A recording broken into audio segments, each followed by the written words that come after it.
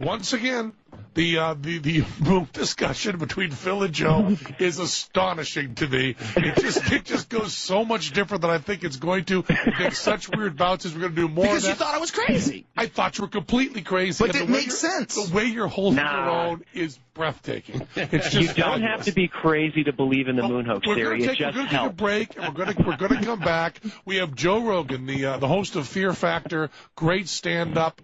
Terrific guy. We have Phil Plait, also a terrific guy. And this is the definition of the marketplace of ideas here with Penn Jillette on CBS Radio Free FM.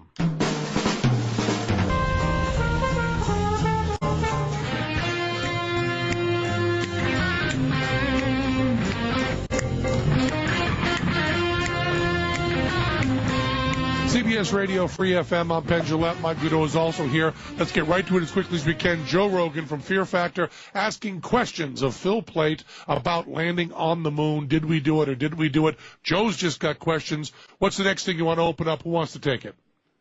Phil, what other evidence would you say says we've landed on the moon?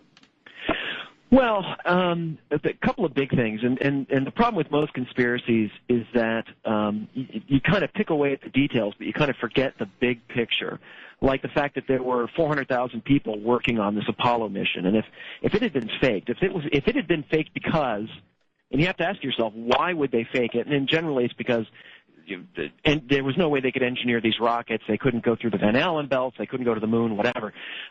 These engineers knew what they were doing. These were the best, and I mean the best people that the U.S. could find.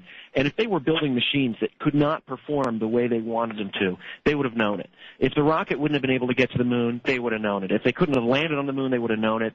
The radiation issue is the same thing. And so it's sort of the same. When you look at when you look at Lewinsky Gate a few years back, right?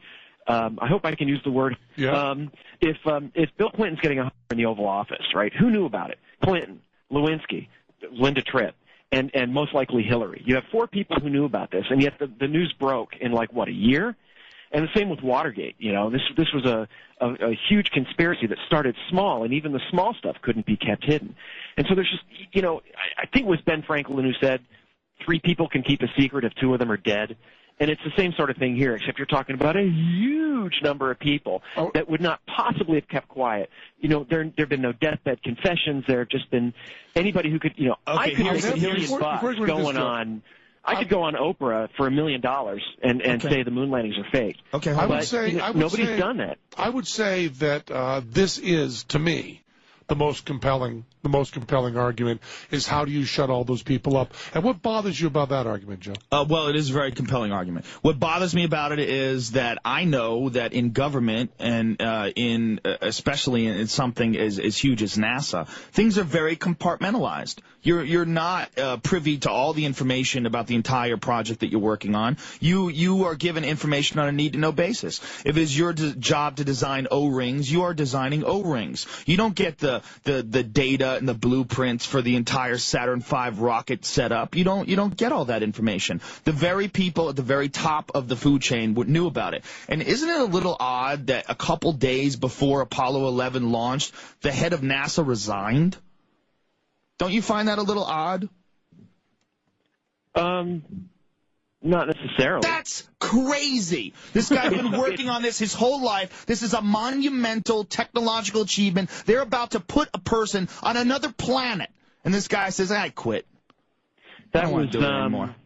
Was that James Webb? Why do you think he would quit? I don't know. Why do you think Maybe because he doesn't want to be a part of a hoax.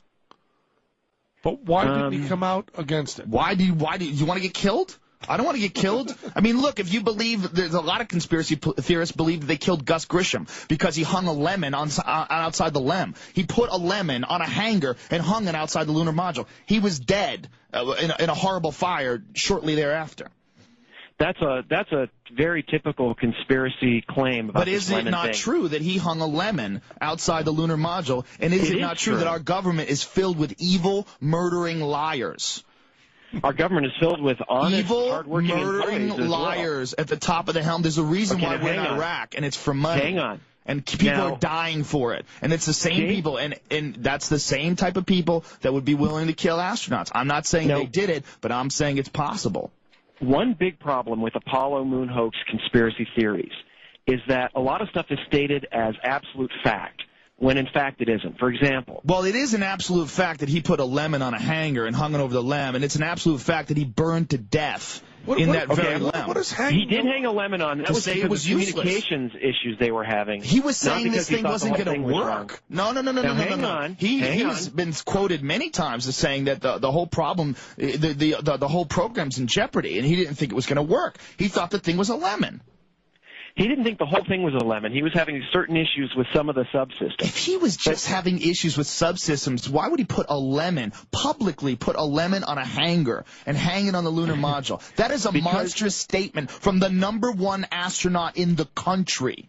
Yeah, Gus Grissom was a pain in the butt to a lot lot of people. He was a loud guy, very forceful personality. That sounds like the kind of guy I would kill. And if I was running things, okay, put the if-5 word is probably better. If I was running things, they were doing some tests, and the communication systems weren't working right because these guys were working day in and day out, and it wasn't working right. And he got really frustrated, and he hung a lemon in there, and he was actually yelling something about how are we supposed to get to the moon if we can't talk between two buildings? Right. Now, if they're willing to kill Gus Grissom, I'm not saying they did. If they are willing to kill Gus Grissom, would they not kill the guy with the big mouth who designs the O-rings? Of course they would. If they're going to kill Gus Grissom and Chaffee and White as well, are they going to do it in the most publicly humiliating way that they possibly could, which almost destroyed the Apollo program and made NASA look really, really bad? Or, 2 years later, they were on the moon. Would they have thrown a toaster in his bathtub? It didn't even set them off for a hitch. 2 years later, they were on the moon. They showed that they could do it. They showed that if you're going to kill a guy and you're going to kill him inside the lunar module on the launch pad, that's going to show who did it. The Apollo 1 fire was a crippling blow to NASA. It ground the program to a halt for months and months where they couldn't get any work done. How can you say that when 24 months later they were on the moon? I think he just conceded defeat there. 67? Who, me? No. Joe just said 2 years later they were on the moon. But were you saying that 2 years later they were on the moon? I think we're done. So cue the music. Not that easy, bitch. Because the tests that they were doing, you got to realize that the hardware was already pretty close to being finished. Now they did have to redesign the hatch, and they did have to redesign a lot of the stuff, and that slowed things down. But they were still able to put all this stuff together.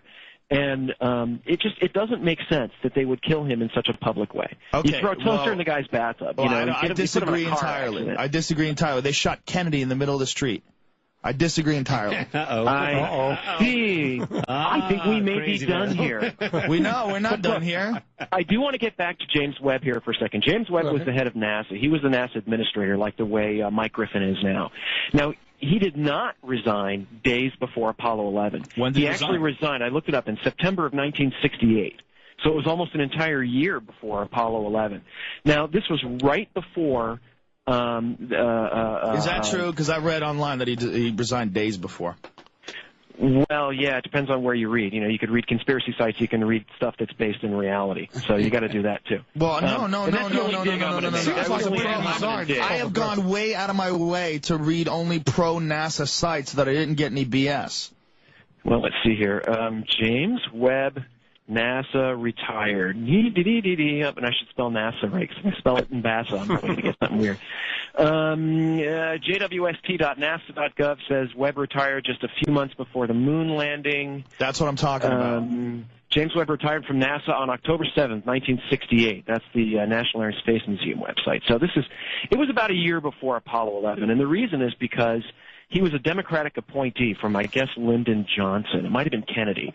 And it was looking overwhelmingly like in 68 Nixon was going to get elected. And it is very common in these situations for the heads of agencies to submit their resignation in these situations. I thought it was after the election. This was evidently right before it. But that's a possible answer, or it could be that he didn't want to go along with a hoax. That's another possible answer.